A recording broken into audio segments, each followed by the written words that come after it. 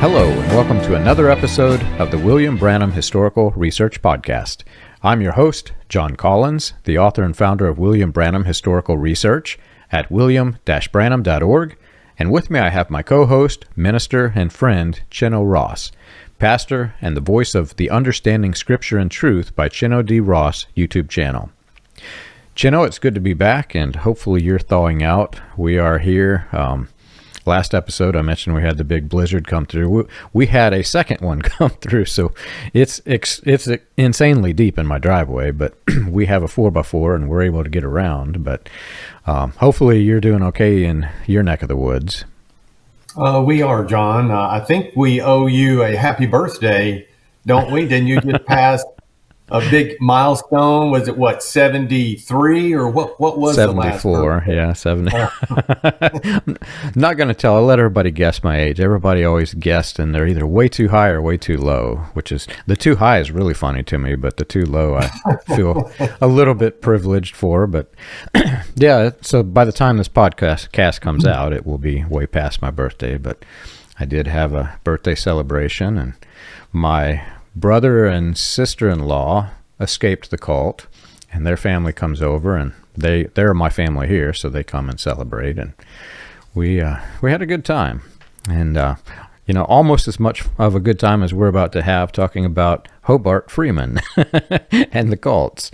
Well, what we've been looking at for a long time, John, a long time, are some of the signs that I mentioned back this fall that showed me that Hobart was just losing touch with reality.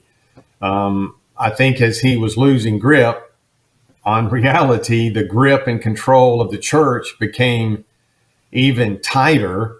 And I don't think he was going crazy or anything like that. It's just he really saw himself and his church as something special, something elite, and they were really beginning to experience all of this difficulty in the summer and the fall of 1984. And they hadn't had a lot of that before. I think whenever Bruce Kinsey, his son-in-law, who was second in command, decided to leave, that really showed some vulnerability, a chink in the armor, by Bruce standing up to Hobart, yelling at him, saying you're wrong, saying you need deliverance. I was bombarding Hobart with letters at that time. We're going to play a clip from that in a future episode. And we've already talked about the change in laws in Indiana. Now the state can actually go after some of these people. And the Halls and the Bergmans were two of the first couples who were tried and convicted in regard to the death of somebody in their family. So the walls were just closing in. I can say, thankfully, when you look back on the time period of Faith Assembly, it wasn't that long. Not every cult leader goes down this quickly. I just think there were so many good Christian people under this ministry that if God didn't do something about the leadership and the direction, then so many more people would have been hurt and would have died. So over the last, I don't know how many months, we talked about just a variety of legalisms. I thought I would just end it with this. You've heard of the 10 Commandments, right? Moses came down from Mount Sinai with 2 tablets of stone carved with the finger of God, and he had 10 commandments. How would you like to have Faith Assembly's list of commandments? These are their commandments to be in fellowship with Faith Assembly. And I dare anybody to hold their breath until I get to the end of this. You can't watch TV. You can't go watch movies. You can't listen to secular music or join a club or be in a union or play sports or work in the medical field or the dental field or law or banking or psychology or social services or education or government or law enforcement. Can't go to a doctor or a dentist or take medicine or wear glasses. You can't wear pants if you're a woman, or lipstick or makeup or jewelry, or have pierced ears, or carry purses with shoulder-length straps. Women have to stay at home. Children have to stay quiet. No one can wear Nike tennis shoes or flannel shirts or white duck overalls or T-shirts with slogans or use abbreviations like condo for condominium, or U.S. Ag Department for United States Agricultural Department. The act of marriage is for procreation and conception only, not for pleasure. So no foreplay, no birth control, no borrowing money, no investments, no college, no hunting, no holidays, no birthday celebration. 10 Commandments, I don't even know how many we have right here, but this is what you had to do to be in fellowship with Faith Assembly. They taught the people, let's separate rather than unite, quarrel rather than love, pride over humility, denounce fallen members rather than restore them. Let's major on the minors and minor on the majors. Be a good Pharisee like me and walk on the other side of the road. And by all means, do not touch God's anointed. Every time I think about the cults and I think about the 10 Commandments, I don't know if you've seen the clip or not, but there's a Mel Brooks movie called History of the World Part 1, and Moses walks out and he's got 3 sets of tablets instead of 2, and he drops one, and he's walking out saying, and here are the 5th, and he drops it. He started to say 15, and then he changed it to 10 Commandments. Well, I always think of this when I think about the cults because they've added so many man-made rules, and the humor, I know a lot of people say that that's sacrilegious, but if you ever grew up in a cult like this that was so far based on legalism that they were making up rules to to enforce the rules, that's how bad it was. You can't help but laugh at that kind of humor, and I do. I laugh at it. So I know I'm labeled as sacrilegious by some because I share it every now and then. But it's exactly right, man. If you go to my website and you type in just the word rules in the search bar, you'll see everything that I went through one day. I didn't capture them all by no means, but I caught maybe 50 ridiculous rules. It's everything from men can't wear suede shoes to women can't use dishwashers. And what I found, it was a good exercise. And if you've ever been in a legalistic cult that has the recordings, I say that you should go through that exercise because you start to pick up on this, how they came to be. These are ridiculous rules, and usually they come in the form of rants. The person will get angry and they get so full of themselves and they're just spouting off rules for the sake of rules, which is strongly tied to what we're talking about today.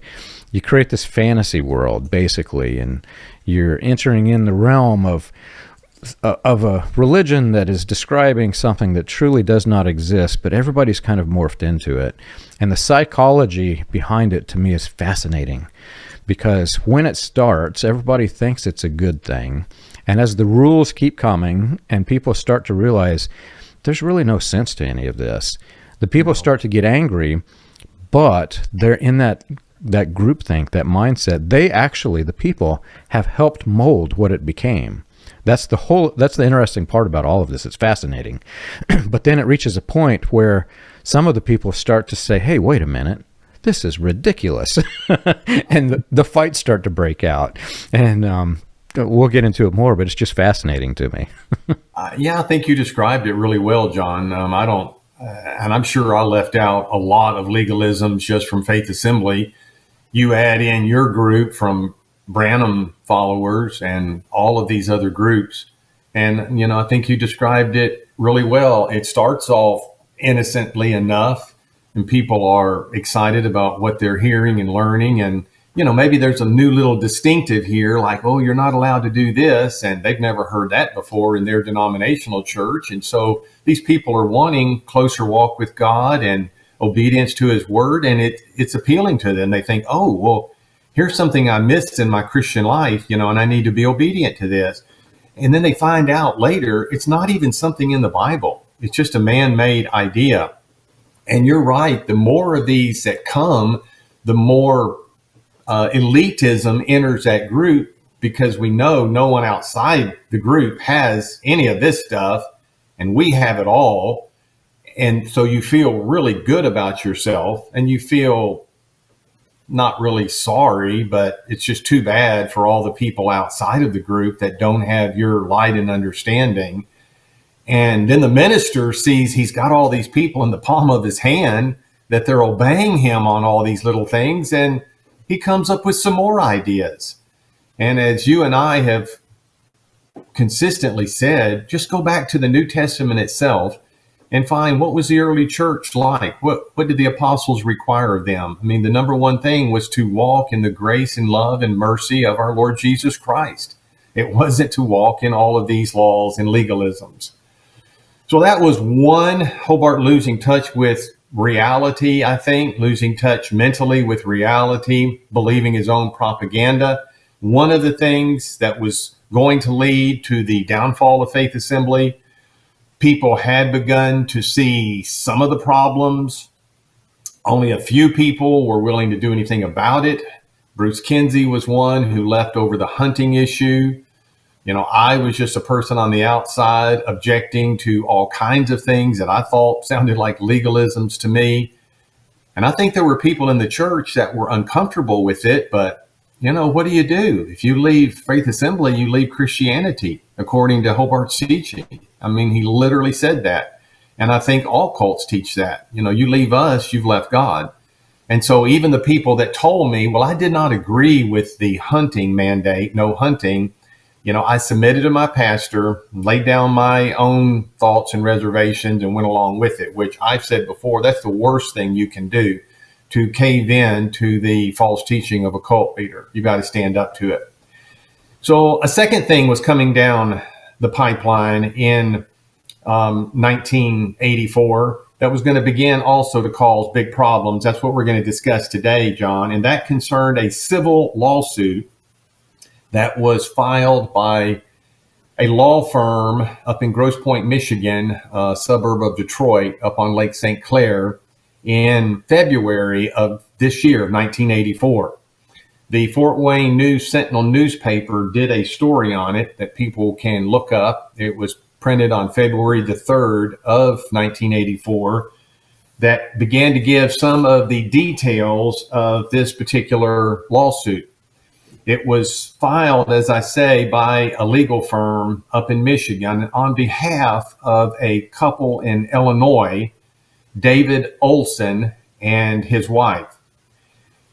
They were the basis for the lawsuit, and the reason that the lawsuit was filed, as I say, it's a civil one and not a criminal one, was because this woman, David Olson's wife, had begun attending Steve Hill's. He was also a son-in-law of Dr. Freeman, married to Dr. Freeman's oldest daughter. Steve Hill had a big meeting up in Rockford, Illinois.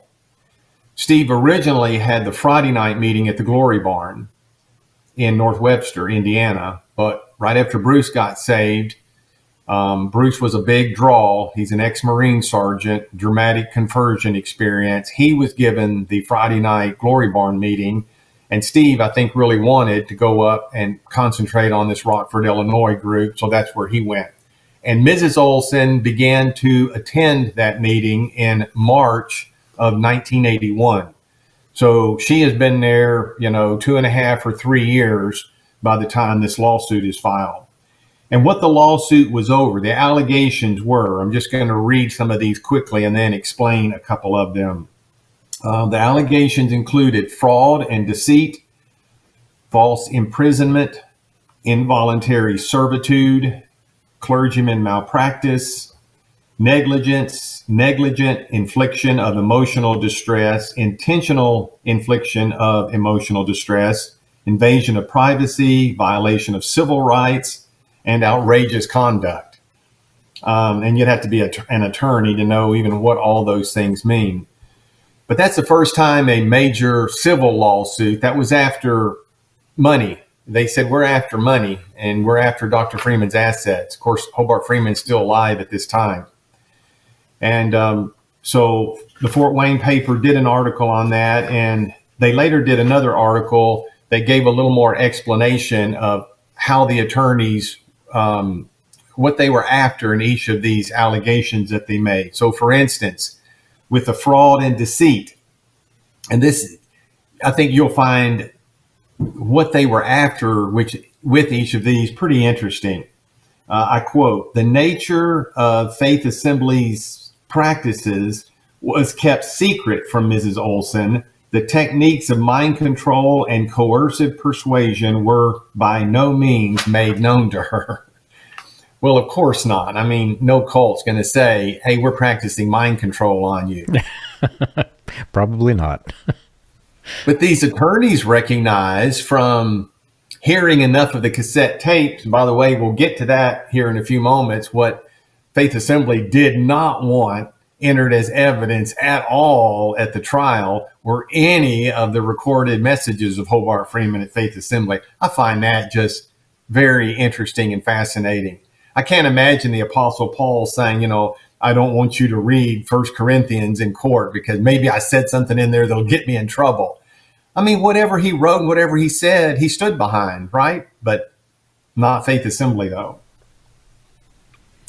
False imprisonment. We are alleging she was restrained physically, emotionally, and psychologically. The alienation of affection. The defendants knowingly and willingly caused a division in the Olson family, causing her to leave her husband. They taught a lot of stuff that if you're going to put husband or parents above Jesus, and Jesus means us, the church, then you can't be saved.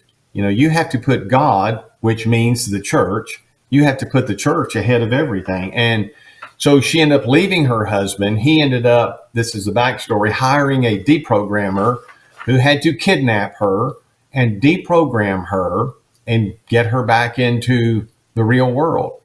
And I don't know how many times that happened, but I'm sure it happened with some of the Branham followers as well. I have some newspaper articles of it happening on the website. The interesting part is because mind control is something that not everybody fully understands.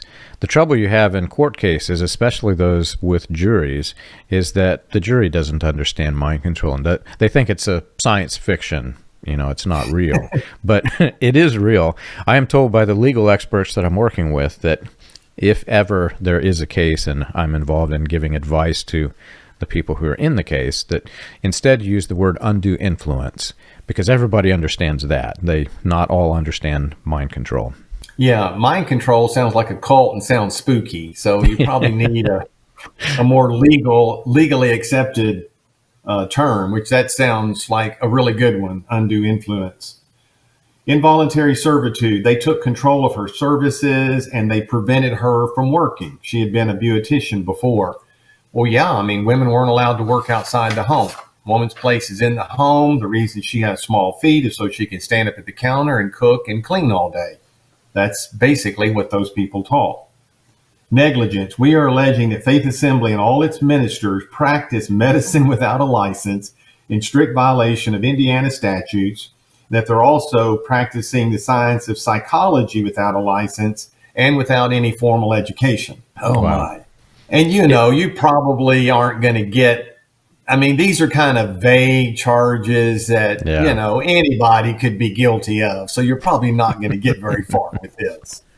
What's funny is if you've read my book, Weaponized Religion, A Critical Examination of John Alexander Dowie, those are the same exact charges that were leveled against him. And he went through so many court trials. There were so many of the newspaper articles, it got to the point that I quit listing them in the references because he was getting hundreds of lawsuits, and both criminal and civil. And they were trying to stop him from a criminal standpoint, saying that he was practicing medicine without a license because he was telling people to avoid their medicines, just like Freeman was doing. But the problem is, again, you get a jury of people and they don't really understand that, because without understanding the mind control, they would simply ask the people, well, why didn't you just ignore this man and go take your medicine? But in these groups, it's not really that simple. Yeah, I mean, I wouldn't think you'd get very far. We've got to remember that this civil lawsuit was filed in the very beginning of 1984 in February. And so that's before the Indiana state legislature had been able to get together and practice or pass laws so that they could go after Faith Assembly from a criminal child neglect position. That's where they knew they would be the most successful. And as we saw from the outcome of all that, they definitely were. Because as I said a moment ago, I mean, you could almost charge anybody, any church with some of these things and, be totally way off base. And you're right, a jury is not going to a jury's not going to have the skill set because they probably don't have the background. Unless you picked everybody who come out of Freeman and Branham background, they don't have the background to know the dangers of this. But I think at the same time, though, we could recognize that any normal church, just the pastor loves the people for the most part. And I know there are exceptions to anything you can say, but for the most part, he's in it for the right reasons. And for the most part, he's doing his best. And for the most part, he's just saying what he thinks the Bible teaches. And for the most part, he's giving everybody the freedom to figure it out on their own. No one is, you have to obey this, or, you just don't even have that in any of these other regular churches. But you go to, as you know, a Branham church, or I know a Freeman church, and these things are just pounded into the people, pounded into the people. So not only was Faith Assembly and Hobart Freeman, really it was Hobart Freeman, because Faith Assembly was nothing. There was no organization, no LLC, no incorporation. Not only was Hobart Freeman named in this civil lawsuit, but so was Bruce Kinsey, so was Steve Hill, so was Tom Hamilton, who was not even in Indiana. He was a pastor of a very well-known and recognized church in Shelbyville, Kentucky, called Shelbyville Christian Assembly. And then there was one other local minister who I think was up in that Illinois area where this woman was attending. And so what I saw happening, and the only way I was able to even know any of this was going on, was I was subscribing, to all of these newspapers, because Faith Assembly had cut me off. I couldn't find out anything from them. I couldn't find out anything from people working in the Office of Faith Ministries and Publications. Hobart obviously wasn't talking to me anymore because I had written him a few letters saying, what about this and what about that? So the only way I could find out, John, what was going on is I subscribed to the Warsaw paper and to the Fort Wayne paper. And so every time a paper would come, I got all their papers for several years. Most of the time it's just what's going on in Warsaw and Fort Wayne, Indiana. And I don't care about that. I'd throw those away. I had to read everything to see, did I see the name Faith Assembly or Freeman or lawsuit or anything like that? So, that's how I end up with all these articles. And I have a folder over there just packed full of them. And so it was kind of like interesting for me to check the mail every day and get a newspaper from Indiana. I was living in New England then, just to see, are there any new things happening in northern Indiana that I need to be aware of? Hobart is still alive during this whole time. Hobart's aware of all this. So is Bruce and Steve and Tom Hamilton. And what I began to see happen is these guys, including Hobart, you had just been preaching in your little church in a cornfield. And now it's like, welcome to the power of the United States federal court system. This is not fun and games anymore. You think you can sit in your little meeting and just spout off your nonsense, threatening people and saying, you better not go to the doctor. If you go to the doctor, you've lost your faith and you have no place here anymore. Now, with a federal district court in Fort Wayne, Indiana, and that's why they filed the lawsuit there. They wanted it to be near Faith Assembly, but they wanted to be in a federal district court. I mean, this is the real deal. The real deal, where you have a lawsuit and wow, you have to respond. Hobart lives all the way to the end of this year. So during this year, he's having to deal with all of this, but still he's able, I think, to kind of suppress it in his mind. I'm going to save his comment about this lawsuit to the very end of our interview today, John, where we're going to play that clip and listen to what he had actually had to say. But let's just say that he kind of endures this all of the summer and the fall of 1984. He's also witnessing the change in Indiana state laws regarding the neglect of children and dependents who need medical care. He's watched several of his church members be tried, convicted, and sentenced to prison for following his teaching. He's watched Bruce Kinsey leave. He's got bombarded by me, and I'm sure I'm not the only one, other people sending letters, making comments. It was a heavy, heavy load for Dr. Freeman. And by the end of the year, he was also very, very ill. That's a whole nother ball of wax that we are going to really dive into here in the near future.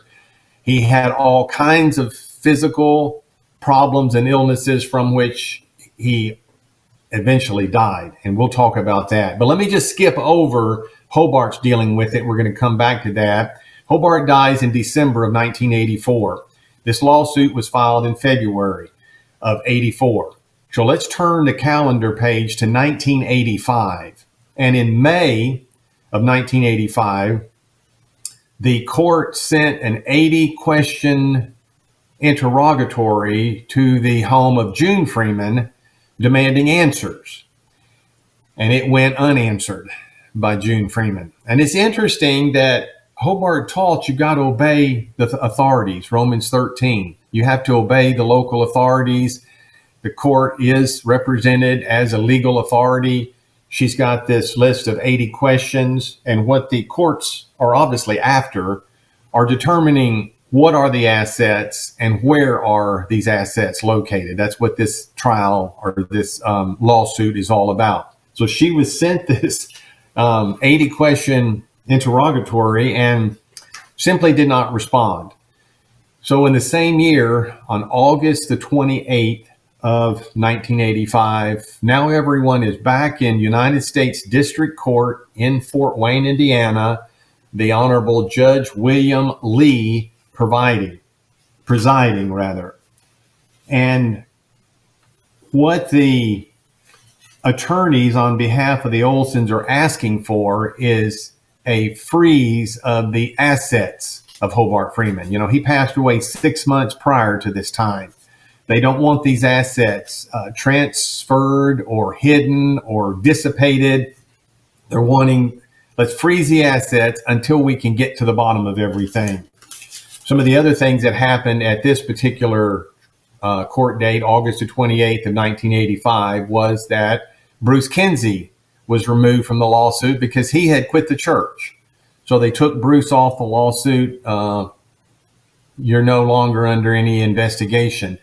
They added Faith Ministries and Publications and Faith Radio Ministries, two other arms of Hobart Freeman and the church, thinking that maybe there are some assets being hidden there or transferred one way or the other. So what the judge was having a hard time doing is trying to figure out if there is no corporation, no LLC, no board of directors, if there's no legal entity, then I don't know what it is you're asking me to freeze, because I don't know where the assets are. So he actually denied that motion to freeze the assets because it wasn't like they were in a corporate bank account that he could determine that belonged to Hobart Freeman and therefore freeze it. So what he did is, number one, he ordered June, you have X number of days to answer those questions. And I don't remember, he gave her a few weeks or something to answer those questions. And in the second place, he encouraged the attorneys who had filed the lawsuit to go ahead and get an estate opened in the appropriate county court where Hobart Freeman had died and where he lived. He said, you're going to have to get the estate open there so that we can get to the bottom of how much money is there, which is very interesting, as we will see. How much money is there and where is the money? I mean, is it buried in a coffee can between his back porch and Shoe Lake where he lived? Where exactly is it? And at the same court date, Steve Hill and Tom Hamilton filed a motion for dismissal. They wanted to be dismissed out of the lawsuit because they thought this doesn't have anything to do with me. This is these people against Hobart Freeman. But I think the attorneys for these people were smart enough to realize, attorneys just like get a shotgun and just take a shot and hope they hit something. You've got to include as much as you can to make sure you hit something, because once you file, you file. So the judge did not dismiss but Hill or Hamilton from the lawsuit, but asked them to provide some more documentation. And so what, again, I saw happening at that time is here are two ministers who didn't want anything to do with the long arm of the law. I felt sorry, John, for the people that were tried and convicted, had to go to court over the death of an infant of theirs under new Indiana state law. They were not prepared for that. And if we haven't said, by the way, Faith Assembly's teaching was no attorneys. No attorneys. Hiring an attorney is sin. You have to simply trust God. So you couldn't hire an attorney. No legal representation at all. And I have been to court. I have been through several court proceedings, and I'm not an attorney and don't have any training, but I know that's a lot of complicated stuff. And you think you can do that on your own? I mean, you're probably up a creek without a paddle if you don't have professionals to help you in that area. But again, Faith Assembly was taught you trust God for everything. And Faith Assembly looked at Hobart as though he were an expert on every topic.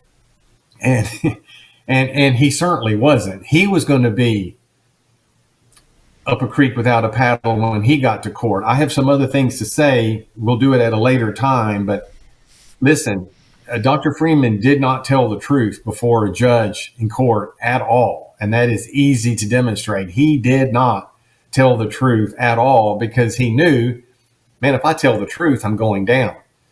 So you just find a way to worm and weasel your way out of it. And I'll save that for later whenever we go back to the criminal case that he was indicted for. We will get to that a little later. Have you ever wondered how the Pentecostal movement started, or how the progression of modern Pentecostalism transitioned through the latter rain, charismatic, and other fringe movements into the New Apostolic Reformation?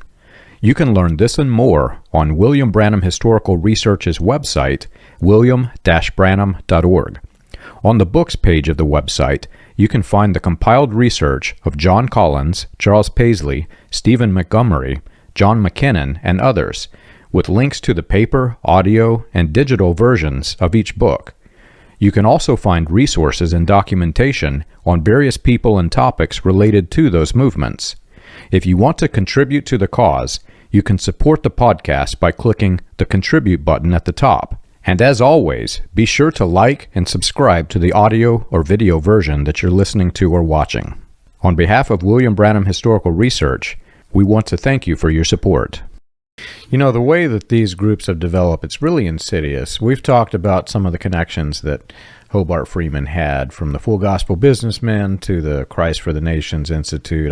I think Charles discovered it was still Branhamism, and it was Branham's Deliverance School that he and Gordon Lindsay were doing. But they teach the theology, and whenever you think about how all of this grew, you're thinking that it grew solely upon men teaching other men and women theology, and then spreading this as a new gospel. But there's more than that. They also spread the strategies to protect themselves, to evade the law, which is insidious, man, because after the issues that happened with Dowie, Dowie was not the only one who got in trouble for this type of faith healing. There were faith healers going across the nation, just scoundrels, peddling whatever it was that they could sell. Some of them with good intentions, but some of them just purely scoundrels. And over time, the groups developed the ways in which to skirt around the laws. And one of them, like you mentioned, there was no organizational structure, there was no corporate assets, etc. A lot of these groups, if they do have a corporation, the corporation is not connected to the child entities. And that's the way the Branham cult headquarters. In fact, recently I've been putting on the website and on social media, but there was a year-long investigation from the Arizona Daily Star, I think it was, Tucson.com. And they investigated the corporation, the different groups. I think they went to 30 different, subsidiary cult groups, right? And there was no connection back to the top. And when they asked the people in headquarters, basically the answer can be summed up as, we don't tell them what to do. We have a do what thou wilt religion. Do as thou wilt. I don't know if you caught that reference, but these groups don't want the legal connections, because if something happens in one of these groups, then the headquarters gets in trouble, and Branham's dead, so he can't get in trouble for it. But while Hobart Freeman was alive, breaking all of those chains of legal responsibility was in his favor. Yes. I'm hoping you're going to get to interview someone, John, I tried to hook you up with, and I don't think y'all made the connection yet, but he's got an interesting story to tell. I'll let him tell it, but it concerns Tom Hamilton, and it also concerns what you just talked about. If the ministers ever get called on the carpet, they had this disclaimer. Oh, no, we didn't teach the people to do this. We just read some Bible verses and they did whatever they wanted to do. And that's exactly what Hobart tried to pull in front of the judge. Oh, no, I didn't teach any of that. I have my own beliefs, and every person gets to have their own beliefs. But that's not what he taught at all. He taught this is the way of God. And if you don't do this way, you're sinning. Now, is that the same as saying you must do this? I think it is. I think it is. When you say, if you don't do this, you have sinned and lost your salvation. Well, that's a commandment. Whether you verbalize it and say, I am giving you this commandment, when it is couched in those terms, people understand that, just like they understand thou shalt not kill. They understand thou shalt not go to a doctor, and thou shalt not go to a dentist, and thou shalt not wear glasses. And even though Hobart would never say, thou shalt not wear glasses, he would mock you if you put them back on and say you failed your faith tests.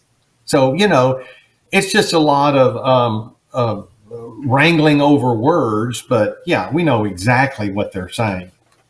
So at this same hearing, August the 28th of 1985, I thought I would just, Steve Hill was one of the people at the hearing, as was Tom Hamilton and others.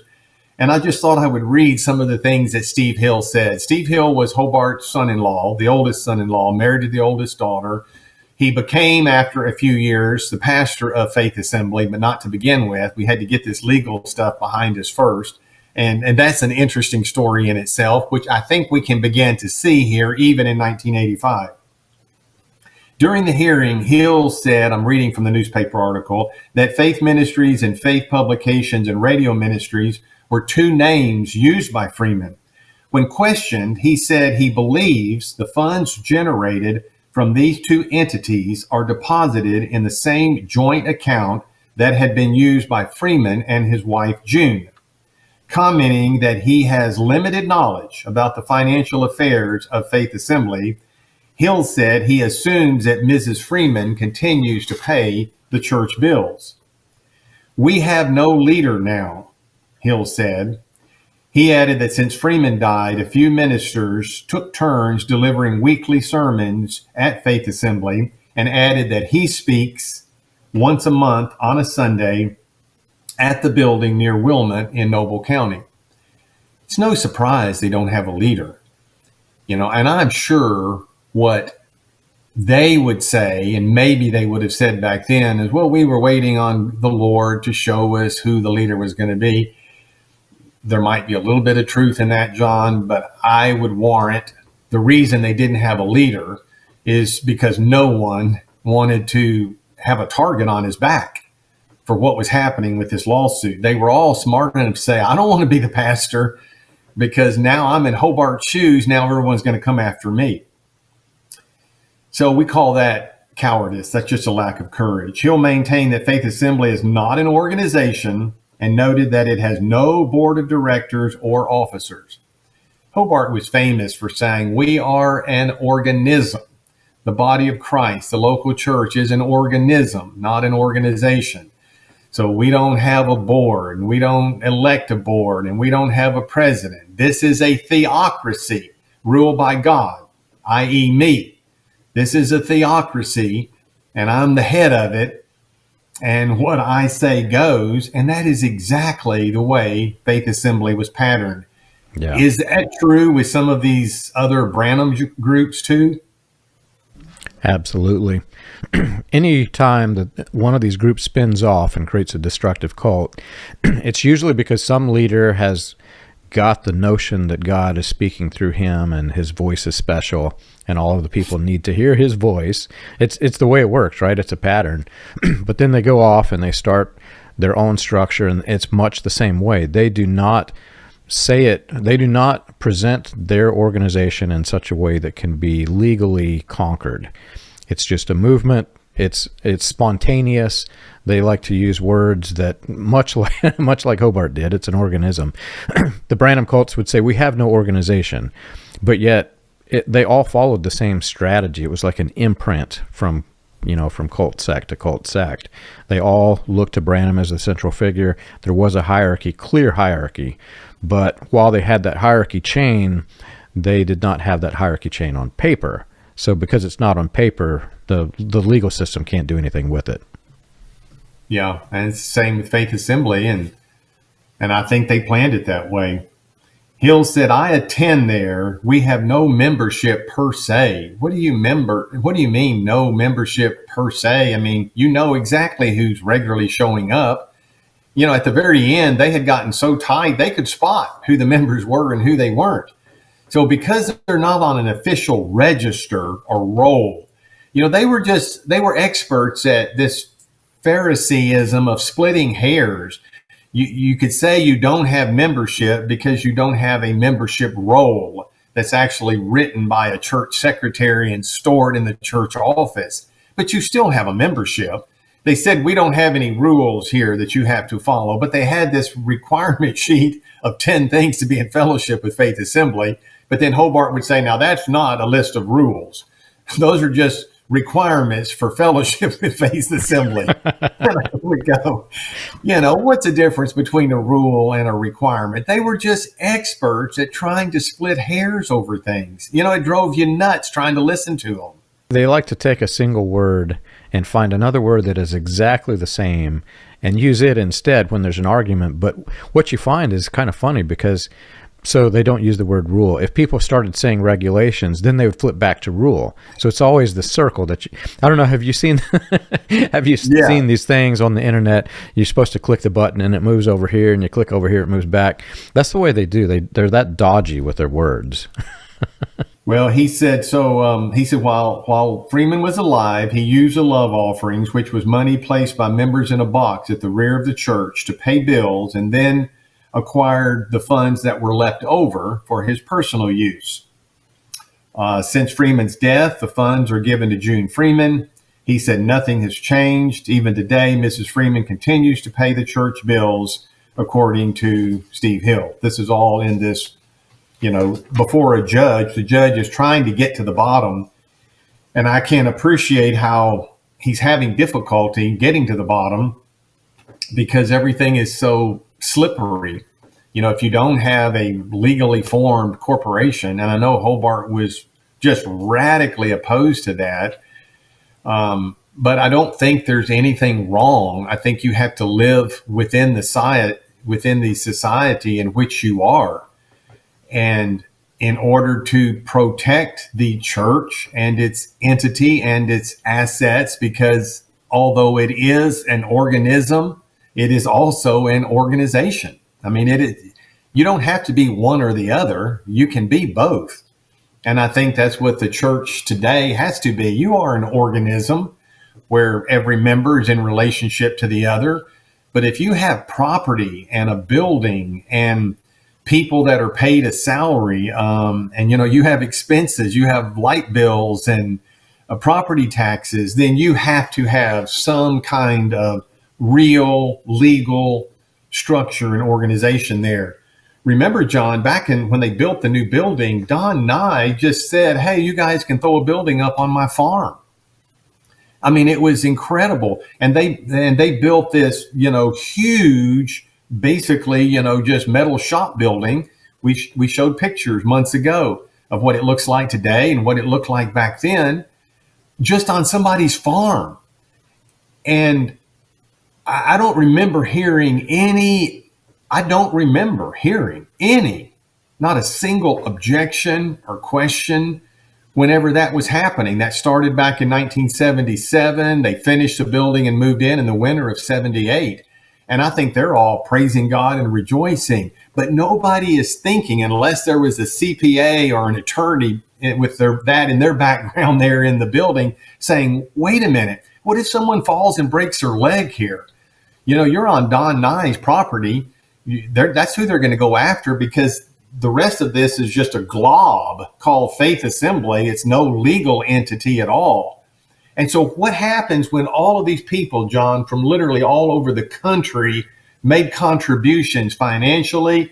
There were whole construction groups that left Ohio and went there and poured all the concrete at their own expense for that building. They're donating this to the church, quote unquote, but there is no church. Who holds the assets? Once you've donated all this, it belongs to Don Nye and his family. And I'm not saying that there's anything evil about that. I'm not saying Don Nye is an evil person or that Don had any evil motives.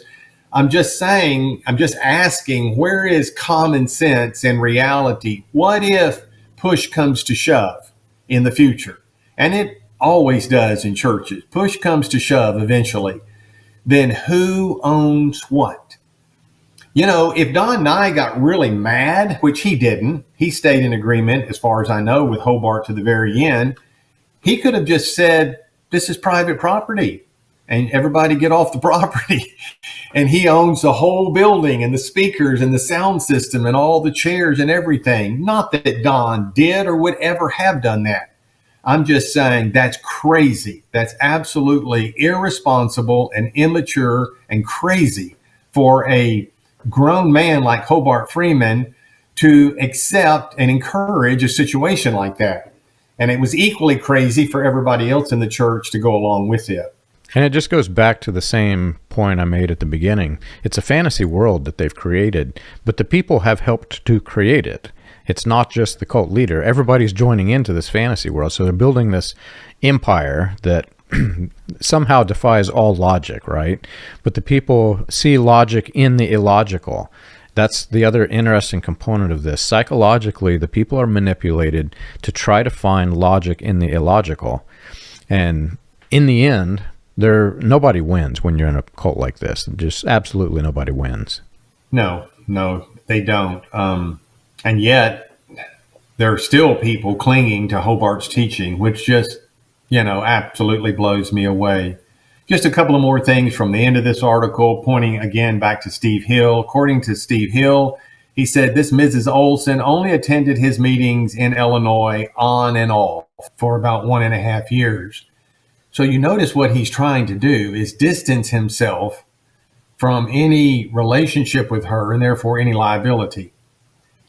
He said he never counseled her. This is a quote, she was just a face. Wow. I'm reminded of what the woman said who was a part of Jeff Barnett's church in New Whiteland for 10 years. She said, we were just a face. I saw him after that. I was there 10 years, she said. He didn't have a clue who I was. These people who had given up everything, laid down everything, deposited everything in the offering box, just a face. And I don't know this woman, I don't know her. I don't know the story, but I know that it sounds suspicious to me for all these ministers. Whenever push comes to shove, they will say, well, I didn't say that, or I don't know the person, instead of banding with this person. Yes, I did teach this. Yes, this is my conviction. And yes, this person was a faithful member in our church for X number of years. So after all of the legal wrangling is over, John, we finally end up in January of 1986. The court had all their information. They were able to release, because it was public knowledge by this time, and they're trying to deal with this lawsuit. On January the 16th of 1986, the courts finally had in their hands the financial records that they needed, and this is what the conclusion was: that Hobart Freeman's personal financial worth was put at $341,198.84. And the business entities connected to Hobart Freeman were totaled up to be valued at $584,186.17. If you total all that up, you're just shy of $1 million. And then if you do the math on it in today's money, that's $2.5 or $3 million. So Hobart was a millionaire. He had $1 million. He'd come a long way from having nothing, just trusting God. He'd come a long way to now have a net worth of $1 million.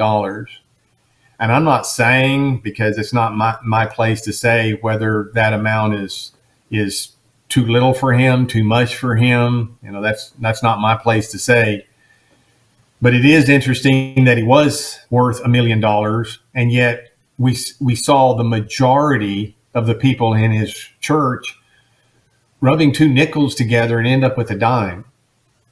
And no, he did not have a house in Long Beach and a house in Miami and a house in Monte Carlo. He did not have a big garage with a fleet of collector's cars. He did not live in a palatial mansion. I will agree.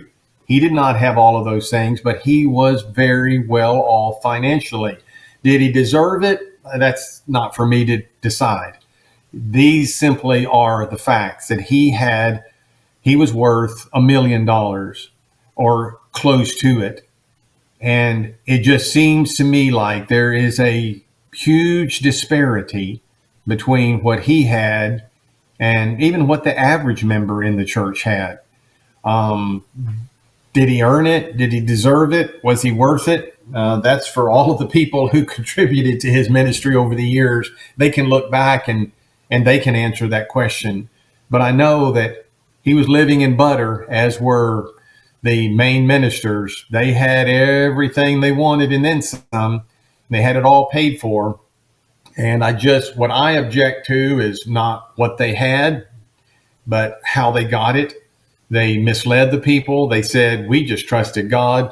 We obeyed Matthew 6:19-34, where 5 times Jesus said, take no thought. We didn't take thought. We just trusted God. Rather than saying, thank you people so much for your continued financial support of my ministry, because if it were not for you, I would not have what I have today.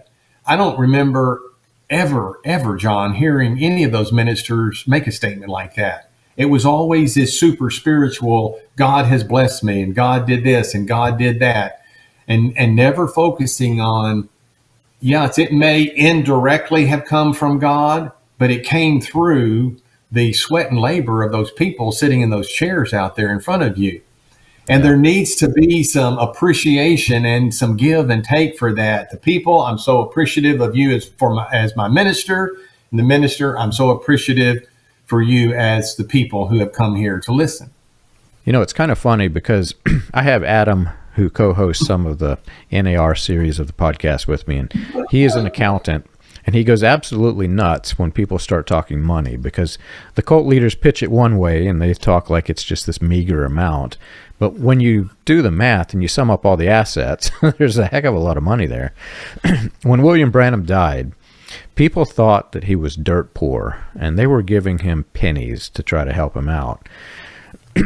In the aftermath, we learned years later, there was a guy named, what was his name? Gerald Lee Walker. Gerald Lee Walker was the son of, I think, Orville Walker, if I'm remembering the name correctly, a revivalist in the Latter Rain movement. He was deeply connected to the Full Gospel businessmen at the top, and he did an investigation into Demas Shakarian and the leader of the Full Gospel Businessmen, because the money just didn't add up. And long story short, it turned into this big scandal at Full Gospel Businessmen because this money's just going who knows where. Well, the same kind of scandal was kind of emerging in the Branham cults, and he became the attorney for Sarah Branham, which was William Branham's daughter. And she said that when William Branham died, he had, what was it, $3.1 million, I think, in a bank account. And nobody knew this. I mean, this was just shock to the world. And it was exactly the Hobart Freeman scenario. You look at his house and you think, well, this man didn't have any money. And he drove these cars that, yeah, he did have a Cadillac, but there were a lot fancier Cadillacs out there. You could not tell by looking at him that he had this much money, but there was a heck of a lot of money there.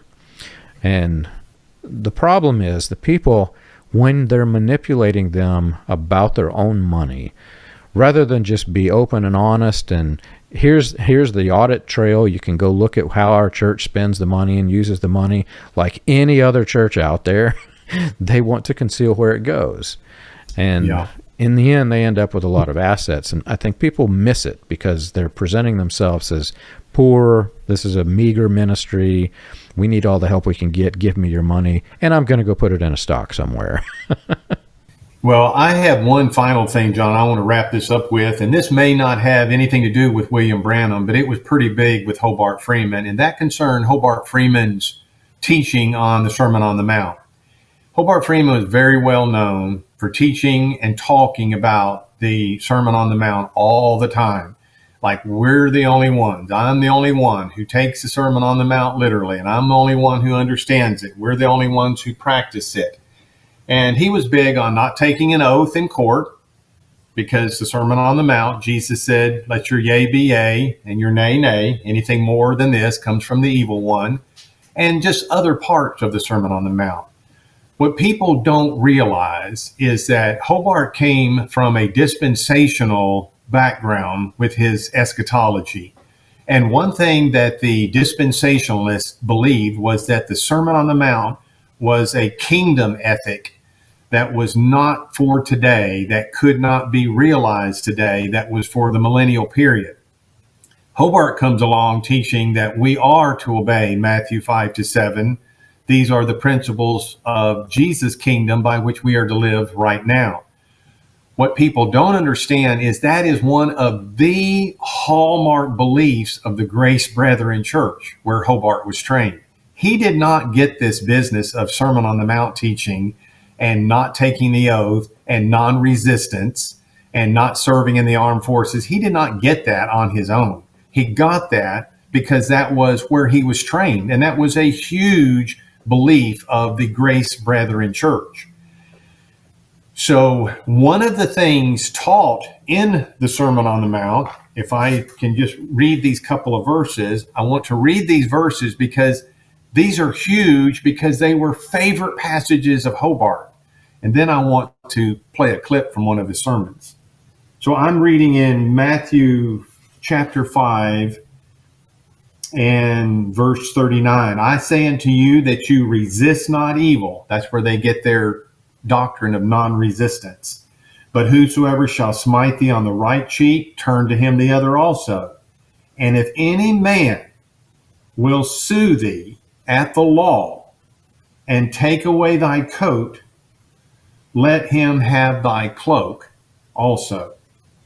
And whosoever shall compel thee to go a mile, go with him 20. Give to him that asketh of thee, and from him that would borrow from thee, turn not away. Let's look at that 40th verse again. If any man takes you to court in a civil lawsuit and sues you and is trying to get your coat, then not only should you give him your coat, but let him have your cloak also. So in a message that Hobart taught entitled Comfort for Troubled Times, he taught it from Romans chapter 8, and it was actually, believe it or not, the last message Hobart Freeman taught. He taught it on October the 24th of 1984. October the 24th, 1984. This lawsuit had been filed in February of 1984. Dear friends, people are giving up the faith message and giving up faith assembly over finances. And I refuse to give in or give up or compromise. I don't compromise with the media. I don't compromise with the state. I don't compromise my position with the seminary where I taught to keep my job. If I'm not going to compromise over those things, why in the world would I be concerned about losing some money? I'd never compromise over that. I'm not confessing anything. I told him, I don't think you'll get a dime, but it wouldn't matter. Somebody said, what would you do if the court said $5 million, what it cost you? I said, faith doesn't say what if. Why would I confess that? Even if I had $5 million. You can't get blood out of a turnip anyway. Hallelujah. Well, as I say, if you can smile with it, you can live in it. Or smile in it, you can live with it. Either way. But dear friends, I would die for what I believe. I don't know if you're ready to say that yet, all of you. I would die for what I believe. So what's a financial lawsuit or a threat of prison? This is almost one of the last sentences of his life. This is what is so amazing. He's in this civil lawsuit. This is the last message he teaches. He is so ill after this, he does not return to the pulpit. And he dies the second week of December of this same year. And he is basically bedfast for the whole month of November. And so what does he say? He's talking about the lawsuit, as we just heard in the clip. And here's what he said. I'm not confessing anything, but I told them, I don't think you'll get a dime. I'm not the first and only one who has objected to that statement in light of Hobart's rabid commitment to the Sermon on the Mount. You cannot take the oath. You cannot serve in the armed forces. A whole lot of what you cannots. And one of the things, and you cannot hire an attorney to represent you in court. And one of the things Jesus said here is if they sue you and try to get some money from you, according to Hobart's view and Hobart's teaching of this, give them the money and then give them some extra to bless them on the way out. But when push comes to shove, what happens with these people? He said, they're not going to get a dime.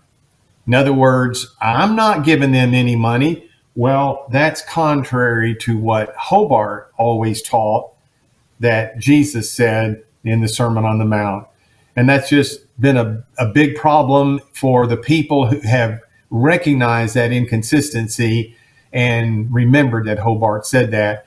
Not always, John, can people figure out. This would be how I would close this for everyone, whether a minister is right or wrong based on biblical teaching, because maybe you just yourself just don't know the Bible well enough. That's okay. It's one thing to look for faithfulness to Scripture, which I encourage everyone to do. But there's another tactic you can use, and that is just look for internal consistency in the message of the minister himself. Even if you can't figure out, I don't know if the Bible teaches that or not, I'll tell you, it'll go a long way in helping you if you can just look for internal consistency. That was the first thing that began to trouble me with Dr. Freeman. I saw so many internal inconsistencies. You said this on this tape, then you contradict yourself on that tape. I think if people will look for that, it'll help them out in the future. I think it will too. What's funny is you can carry that actually a step forward. If you're reading the Bible after you've left one of these groups and you find some passage that just looks totally opposite from what you believe, and you're bringing into your mind different passages that argue with this, a lot of times you go back and you'll find, no, what the Bible actually says is a little bit more cohesive than what we were taught, because what we were taught was so far off. And I've had it happen time and time again. I'll something I'm reading, I'll look at it and I'll think, well, that just doesn't make sense. That doesn't fit. And then I'll go back and I'll reread all of the things that were programmed in my head and find out they just totally twisted it, where you cannot make any sense of the Bible if you believe these teachings. And this is the reason why whenever I'm talking about these movements, I say it's really an anti-biblical movement. It's not even extra biblical. They're teaching you things that make the Bible fight with itself, and you just can't live like this, man. Especially if you're an intellectual person and you like to think. They don't like this at all. They do not want you to think. So, well, this has been fun. There's so much more we could get into. I guess next time we'll go a little bit deeper, but